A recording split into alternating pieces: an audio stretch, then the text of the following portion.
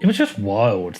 It's really hard to explain it to an outsider. These cryptocurrencies just kept going up in value, just every single one. It didn't matter which one you bought, it just went up. And turning $30,000 into over $1 million in the space of 10, 11 months, it was hard to get your head around. I was very lucky and I got in early, and it wasn't going to stop at $1 million. I was going to make 5, 10 million. It didn't work out like that, but I just got swept up in it all.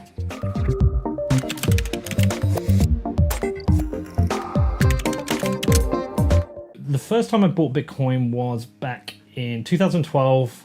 One of my friends phoned me up and said, Pete, there's this website you can buy drugs. It's like Amazon, but for drugs. Weed, heroin, cocaine, crack, like every single drug you could think of. I was like, okay, I'm gonna buy some weed. But I had to get some Bitcoin. So I went on to local Bitcoins and then I bought some weed.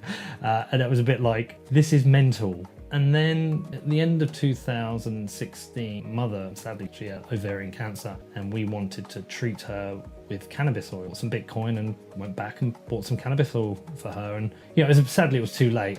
Mum died 17. I was just sat in this house in Ireland, and I'd gone to sell the Bitcoin back. And then when I went to sell it back, there was this other thing called Ethereum. I was like, did some Google searches, and it seemed to me like there was this new flourishing crypto industry, whereas before it was just Bitcoin back in 2012, 13. Ethereum is the do-it-yourself platform for decentralized programs, also known as dApps, decentralized applications. And I was like, okay, this sounds kind of interesting. I think I'm going to invest and I'm going to try trading. And I did, and spent probably at least a year, close to a year trading. It's got a kind of a wild year, really. I put $32,000, I think 25,000 time in. I bought a bunch of Bitcoin and a bunch of Ethereum, and the Ethereum I bought was like $9 when I bought it. And then it rockets up to $150. And I bought all these other cryptocurrencies, and I've never made so much money in my life. There were some days you'd go to bed and you wake up, you've made $10, $15, $20,000. What the hell's going on here? It was a wild year. I think at its peak, I traded that, $32,000 up to equivalent of about $1.2 million in equity in the cryptocurrencies I owned. It was really hard to pick a losing coin back then. We suddenly got a lot of money. It gives you a lot of freedom. I was traveling out to America a lot. I bought a new car. I bought a watch. I was treating my family to things. I was giving money to my family. I was going out to dinner.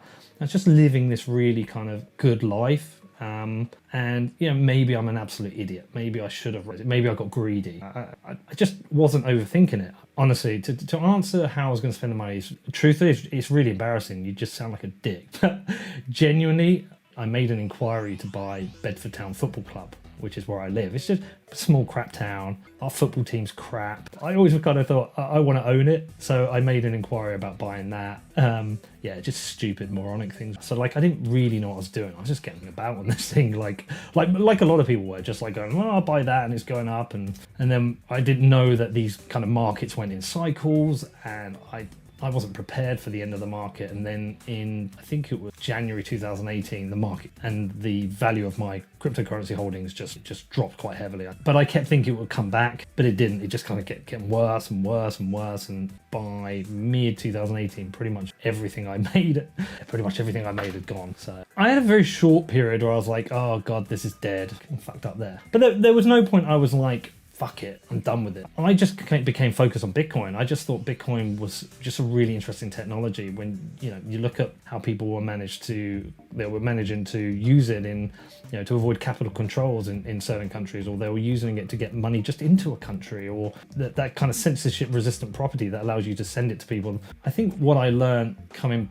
back into the current cycle, because obviously if anyone's listened to this, they've probably seen that Bitcoin's at like nearly $60,000. They've seen that's flying, there's a lot of interest. There is a similar level of excitement between now and 2017, and I'm sure 2013 as well, and the previous bull cycles. And I always think the excitement is people are getting rich. You can't pretend that's not happening. Some people out there are getting rich. If I owned all the Bitcoin I had at the peak, I would have over $10 million of Bitcoin right now. And look, I could dwell on it, but I kind of got over it pretty quickly when it happened. It's annoying, but I'm still okay. Yes, I wish I had that 10 million and I'd go buy a big house and a Lamborghini, but I don't, so fuck it. I came into this cycle a lot better prepared to be patient and invest in a much more patient and controlled way. I'm only going to buy Bitcoin, and I'm going to do it at a decent price. I'm going to be very patient, and I'm going to hold this Bitcoin for a number of years. You know, discovering Bitcoin led me to starting a podcast, and that podcast has become something that's, you know, really,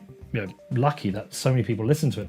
Like, I'm just like some idiot from Bedford who started a podcast about Bitcoin with no real objective or plans at all. I'd have no training in economics. I'm not technical. I just started this podcast, and then you know, it's like when you log into the charts and you see yourself at number one, and you see below you've got Bloomberg and BBC and the Financial Times. It's a real surreal moment. It's a bit kind of hard to take in. Sadly, I've never made a lot of money with Bitcoin, but I know a lot of people have, and I'm just going to go around to each of them and say, I need a bit of money from you and a little bit of money from you, and what a great story. We could turn Bedford into the Bitcoin football club, and we could try and get them in the Premier League. I'd love to do it. I don't know if it will happen. It'd be amazing if I could. It's just changed my life immeasurably. I'm pretty sure I'm going to fuck it up, but before I do, I'm going to try and enjoy it as best I can. Small ebook, big impact, the wealth tree. The only 4 ways that will make you financially free forever. Download it here for free.